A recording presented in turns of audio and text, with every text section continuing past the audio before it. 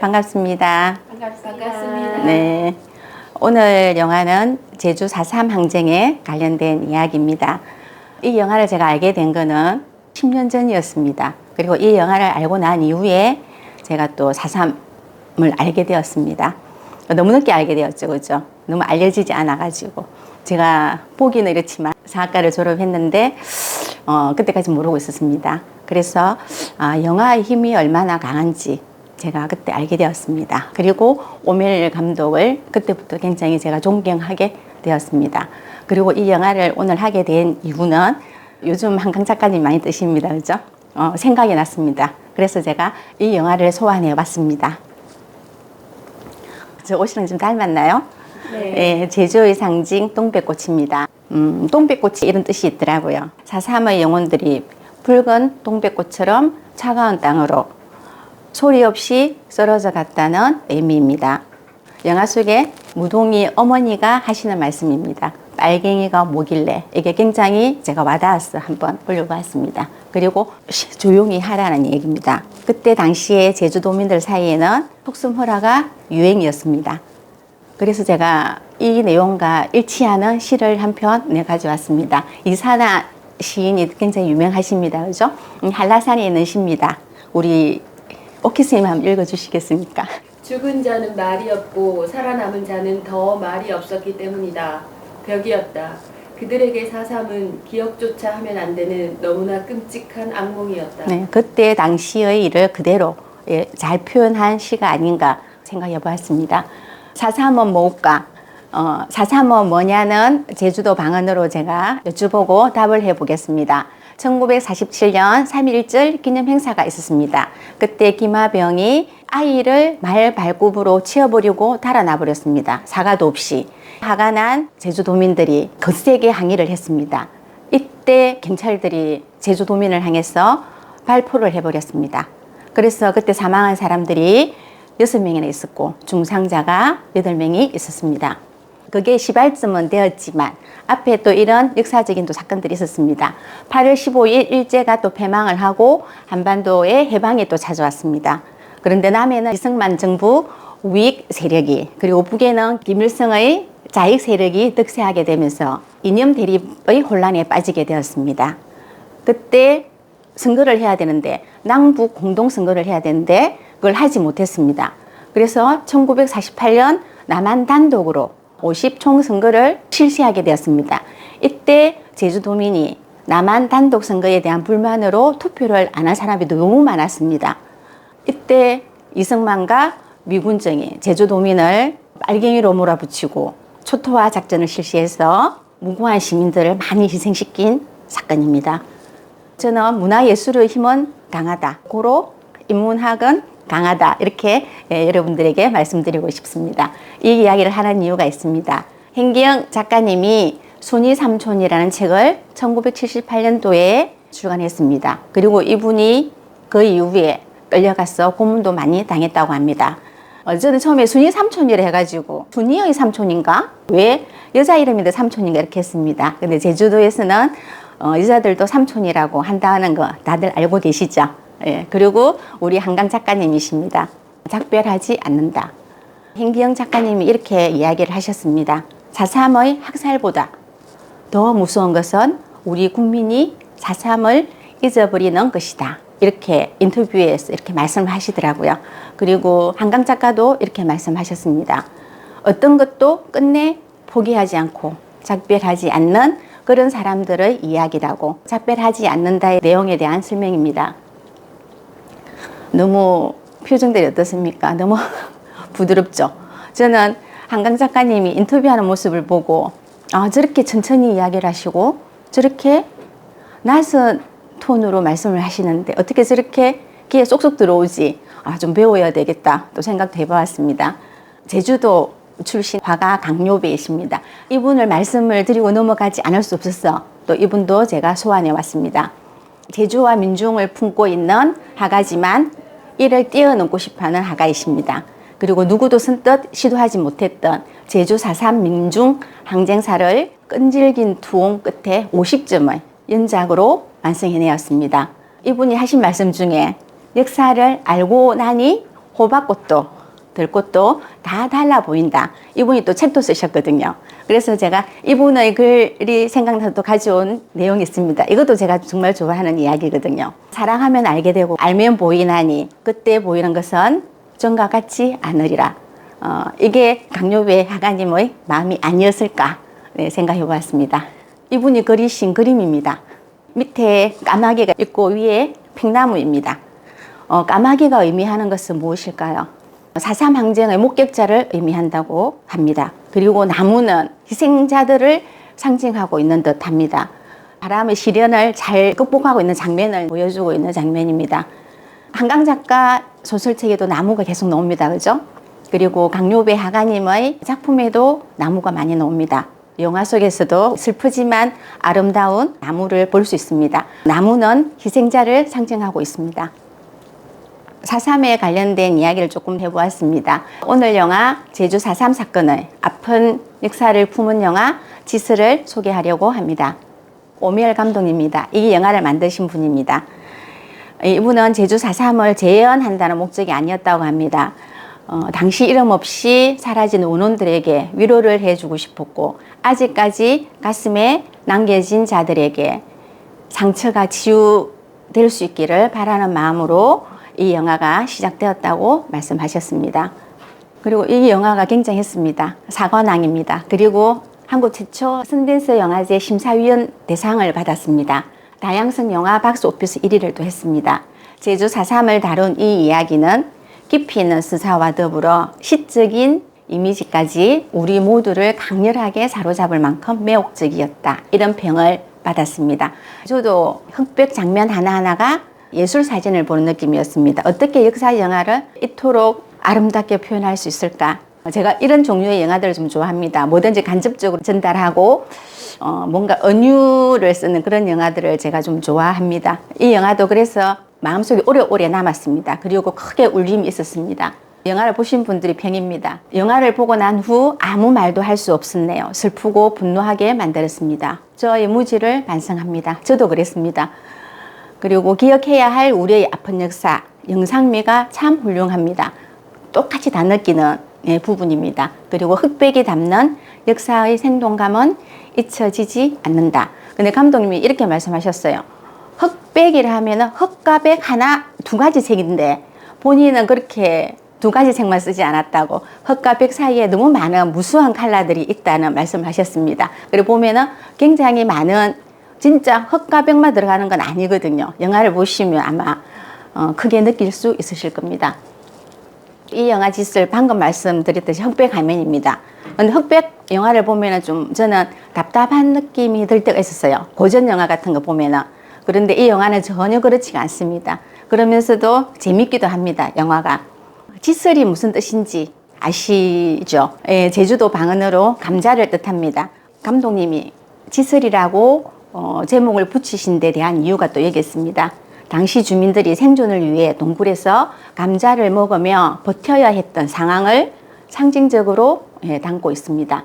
이 영화 자체가 직접적인 게 아닙니다. 어떤 분들은 이걸 비판하시는 분도 계시더라고요. 근데 저는 직접적이지 않아서 너무 좋거든요. 이 영화가 간접적으로 우리에게 4.3을 알려준다는 거. 그리고 이 영화는 제사 지낸 듯한 돌아가신 분을 애도하는 영화입니다. 영화를 보시면 이게 왜 제사 지내는 느낌인지 알 겁니다. 그러면 영화 속으로 들어가 보겠습니다. 영화는 군인들이 마을을 불태우고 주민들을 학살하는 끔찍한 장면으로 시작합니다. 이 장면이 첫 장면입니다. 1948년 11월 미군과 신생 한국정부군은 제주도에 대해 계엄령 선포와 함께 섬 해안선 5km 바뀐 중산간 지역의 모든 사람을 적으로 간주하고 무조건 사살하라는 명령을 내렸습니다. 이른바 초토화 작전의 시작이었습니다. 나무들이 참 많이 나옵니다. 이게 의미하는 게 뭔지 한번 여러분도 생각해 보시길 바랍니다. 동굴 근처에 가서 대화를 나누고 있는 장면입니다. 바다에서 5km 밖에 있으면 다 폭돌하고 할 텐데 걱정하고 있는 장면입니다. 동굴로 피신을 가야 되는데 이 어머니가 안 간다고 하십니다. 무슨 말도 안 되는 말씀을 하시냐고 같이 가자고 계속 어머니한테 조릅니다. 그래도 어머니는 가지 않으시고 혼자 남으십니다. 집에. 그리고 무동의 아내는 배에 아기가 있습니다. 임신을 하고 있는 상태입니다. 그 와중에도 어머니는 감자 가지고 가라 이런 이야기를 합니다. 이 신이라는 글이 나옵니다. 영혼을 모셔 안치다라는 뜻입니다. 뒤에 장면이 어떻습니까? 한 폭의 수묵화 같은 느낌이 듭니다. 그죠? 너무나 아름답게 아픔 역사를 알리고 있습니다. 이 장면, 이 추운데 옷을 다 벗겨놓고 떨게 만듭니다. 왜? 폭도를 한 명 더 못 잡아서 군인에게 벌을 주고 있는 겁니다. 그런데 갑자기 차가운 물을 가져와서 덜어 부어버립니다. 그 당시에 군인들도 얼마나 힘들었는지, 군인 역시 우리의 자식들인데, 그죠? 너무 안타까웠습니다, 이 장면이. 그런데 이분을 계속 지켜봐야 될 겁니다. 말은 없습니다. 그런데 계속 물동이를 일고 왔다 갔다 합니다. 표정도 없습니다. 그런데 마지막에 큰일을 또 치릅니다, 이분이. 박상덕 병사입니다. 이 병사가 굉장히 인간적인 착한 군인으로 나옵니다. 군인이 이렇게 착할 수 있을까? 근데 군인도 우리가 똑같은 사람이라는 거죠, 그죠? 좌우 이념 때문에 어쩔 수 없이 시키는 대로 명령에 복종하고 있는 장면입니다. 신병에게 이렇게 이야기를 합니다. 박상덕 상병이 사람 죽일 수 있어? 여기 있으면 죄 없는 사람들 다 죽여야 해. 이렇게 이야기를 합니다. 알고 보니 나이가 두 사람이 같습니다. 그리고 신참에게 어디서 왔냐 물어보니까 인천에서도 왔다고 합니다. 그리고 또 나이도 20이라고 합니다. 그래서 두 사람이 친구하자고, 그래서 친구가 되었습니다.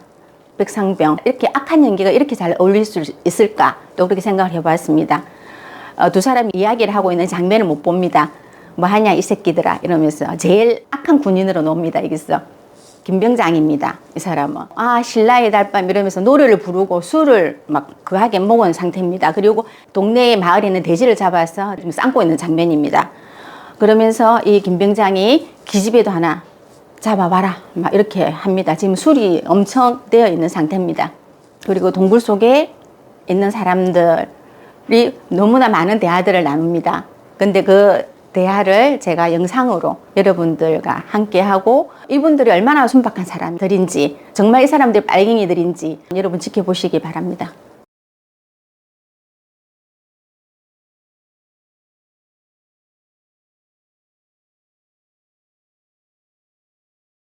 여러분 보시니까 어떻습니까? 정말 순박하죠, 그죠? 보통 사람입니다. 두 번째로 신묘입니다. 영혼이 머무는 곳, 이렇게 해서 또 영화가 나옵니다. 제가 총을 겨누고 있는 사람과 여기 있는 여자 한 분 있습니다. 근데 총을 쏴야 되는데 못 쏩니다. 아까 우리 봤죠? 박상덕 병사입니다. 그는 총을 쏘지 않습니다. 그러니까 뒤에서 뭐 하는 거야, 막 잡으라고 하면서 막 쫓아옵니다, 군인들이. 그런데 결국에 쏘지 못하고 여자는 도망을 칩니다. 뒤에 가서 또 벌을 받겠죠, 그죠? 여기는 또 이제 동굴 속의 장면입니다. 아까 말씀드렸듯이 우리 삼촌이 집에 가서 돼지 밥 좀 주고 오려고 자꾸 나가야 된다고 합니다. 그런데 밖에 지키고 있던 이제 친구들이 못 가게 이제 말리는데도 끝까지 돼지 밥을 줘야 된다고. 자기는 아무 가족도 없고 돼지밖에 없다고 하면서 계속 간다고 지금 우기고 있는 장면입니다. 그리고 박상덕 상병과 신병입니다. 신병이 폭도가 있긴 있는 거야? 막 이렇게 질문을 합니다. 그러니까 족같은 명령 때문에 이러고 있는 거지. 그 여자 쏴버리지 그랬니? 이렇게 이야기합니다. 이 장면 보시면 집에다 불을 붙입니다. 불을 붙이고 집에 그나마 있었던 사람들도 다 이제 밖으로 뛰쳐나와야 됩니다. 그리고 아기를 안고 도망가는 또 모습입니다. 자기 동생인 것 같습니다. 그리고 아까 그 병사입니다. 또 총을 2개나 차고 있지만 아무것도 하지 않습니다. 할 수가 없습니다. 총을 쏠 수가 없습니다. 그리고 여기는 준덕이를 찾으러 말로 내려왔다가 올라가는 길인데 군인이 온다면서 보고 있는 장면입니다. 이 두 사람 표정도 너무 순박해 보입니다. 만철이와 상표입니다. 여기가 상표고 만철이입니다. 두 사람은 굉장히 친분이 있습니다.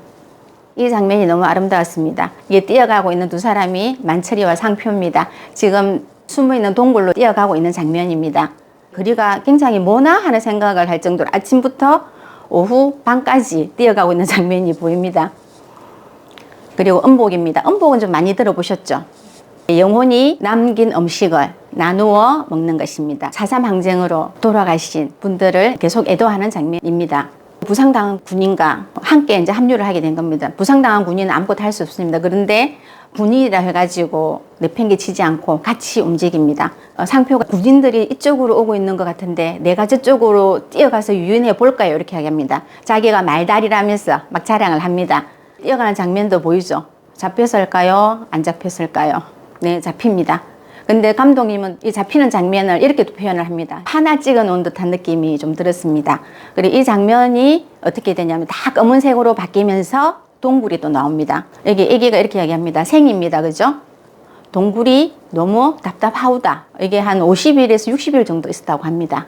거의 한 120명 정도 되는 사람이. 우리 저 군인 못 만났으면 여기까지 살아서 못 왔어요. 그러니까 군인도 우리 같은 사람이라는 걸 또 우리 감독님이 강조하고 싶었던 것 같습니다. 아무리 말다리라 해도 군인들 총 쏘면 큰일인데 상표가 지금 잡혀서 간 줄도 모르고 있습니다. 상표가 군인들이 잡혀갔습니다. 무동이입니다. 무동이 어머니를 두고 왔잖아요. 무동이가 그럼 나 내려가 봐야 하는데 집에 우리 어머니 있잖아. 어머니 업어서라도 모셔온다고 합니다. 또 동굴 속의 대사들입니다. 이 분들의 대사들이 너무 또 소박해 보입니다. 원식이 삼촌이 안 보인다고 합니다. 원식이 삼촌이 돼지밥주로 내려갔죠. 그죠? 그리고 산으로 가야 한다고 여기 있으면 걸리면 끝장이라고도 이야기합니다. 그리고 한라산은 이제 곧 겨울인데 젊은 사람들은 견뎌도 애들은 얼어 죽는다고 이야기합니다. 그리고 또 군인이라고 다 나쁜 사람이 아니라고 합니다. 다친 거라도 고쳐야 할 텐데 이 사람은 착한 것 같은데 군인이 뭐가 착합니까? 군인 때문에 우리가 고생하는데 도와줬다고 하잖아요. 도와줘도 군인이잖아요. 동굴 안에서의 대아들입니다. 저 뒤에 원식이 삼촌이 보입니다. 돼지 밥주로 내려왔는데 자기 돼지를 지금 잡아가지고 가고 있는 장면입니다. 군인이. 원식이 삼촌이 보고 개조수로 만든 놈의 새끼야 이러면서 막 쫓아가는 장면입니다. 근데 이 사람은 어떻게 되었을까요? 네, 군인들한테 총살 당하겠죠. 그죠? 그리고 여기 또 군인입니다. 내 어머니도 빨갱이 손에 가소. 나는 빨갱이가 싫소. 할머니 잘 가시오. 빨갱이가 뭐길래 나도 자네 같은 아들이 있어. 칼에 찔려서 죽습니다. 무동이가 내려왔잖아요. 그런데 어머니는 돌아가시고 안 계십니다. 집도 불이 탔습니다. 근데 불이 타고 남은 게 감자입니다. 이 감자를 가지고 이제 산으로 올라갑니다. 어머니가 돌아가시고 난 이후에 감독님 이렇게 또 나무로 장면을 연출하셨습니다. 무동이가 감자 가져왔네. 어머니는 안 오시겠다던가요? 이렇게 물어봅니다. 어머니가 돌아가신 걸 말을 못하고 있습니다. 아, 그래도 상표 아까 기억나시죠? 막 살려달라고 막 소리를 지르고 막 하면서 동굴 있는 데를 정말 다 말할 테니 살려달라고 애원하고 있는 장면입니다. 그리고 이 마지막에 소지입니다. 신의를 태우며 드리는 염원입니다. 저 군인들 네가 끌고 온 거니? 만철이 이렇게 이야기하죠. 원식이 삼촌도 죽고 순덕이도 죽고 다 죽었는데 또 누구를 죽이려고 데려고 왔냐고 이렇게 이야기합니다. 그냥 갈겨버려. 군인들이 해 떨어진다. 빨리 끝내라. 아주 사람 죽이는 게 하찮은 일처럼 보입니다. 동굴에서 이런 일이 벌어지고 있을 때 마을에서도 이런 일이 벌어지고 있습니다. 정길병사가 자기 상사를 이렇게 가마솥에다 넣어서 묶어버립니다. 나오지 못하게. 안에서 살려달라고 애원을 하고 있습니다. 그래도 이제 그만 죽이세요. 형 잘 가요. 이렇게 이야기를 합니다. 그리고 아까 보셨죠? 동굴 입구가 굉장히 좁습니다. 군인이 몰려오니 또 도망을 가야 되는데 도망가려면 동굴 밖으로 나와야 되는데 나올 수가 없습니다. 동굴 입구가 좁아서 형수가 못 나오고 있어요. 무동이는 혼자서는 절대 못 간다고 이야기를 합니다. 그런데 무동이 아내가 이렇게 합니다. 우리 아이를 지켜달라고 제발 가라고 애원을 합니다. 그렇게 해서 어쩔 수 없이 무동이는 동굴 밖으로 나오게 됩니다. 혼자서 아이를 낳았습니다. 동굴 안에는 아이의 울음소리로 가득 찼습니다. 그리고 아이를 낳다가 무동의 아내는 저 세상으로 갔습니다. 저는 저 종이 한 장이 영혼으로 보았습니다. 무동 안에 억울한 영혼이라고 생각했습니다. 이 종이가 마을을 돌아다닙니다. 그러면서 무쇠 가마솥에 붓기도 하고 돌아가신 분들에게 저 종이들이 따라다닙니다. 그리고 이 마지막에 마을이 지금 폐허가 됐죠. 그죠? 거기 있는 제기들입니다. 제사 지내는 그릇입니다. 그죠? 그 위에도 불 붙은 종이가 저렇게 날아다닙니다. 영화는 이 장면으로 끝이 나고 요 자막이 올라옵니다. 우리 오키쌤 읽어주시겠습니까? 당시 제주 북서부 중산간에 위치한 큰 넓게라는 동굴은 토벌을 피해온 인근 마을 주민들 120여 명이 50일에서 60일 동안 숨어 지냈던 곳이다.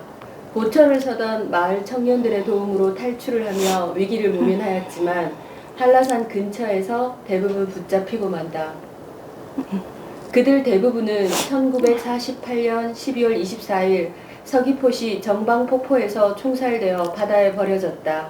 4.3 당시 학살된 제주도민은 3만여 명 이상으로 추산되고 있다. 그들 대부분이 국가 권력에 의해 억울하게 학살된 민간인들이었다. 대량 학살은 미군정에서 시작되어 대한민국 정부 수립 이후까지 1년에 가까운 초토화 작전의 시기에 발생했다. 민간인 학살의 배후에는 미군정과 미군 고문관이 있었고 그들은 오랜 세월이 지난 현재에도 이 학살에 대해 여전히 침묵하고 있다. 우리 감독님이 무슨 말씀을 하시려고 하는지 아시겠죠? 네, 메시지가 너무 전달이 잘 된 것 같습니다. 그리고 저는 이 내분을 제 마음대로 독립운동가라고 붙여보았습니다. 우리는 이 네 분들 덕분에 역사의 진실과 작별하지 않을 수 있습니다. 어떤 것도 포기하지 않고 작별하지 않겠습니다.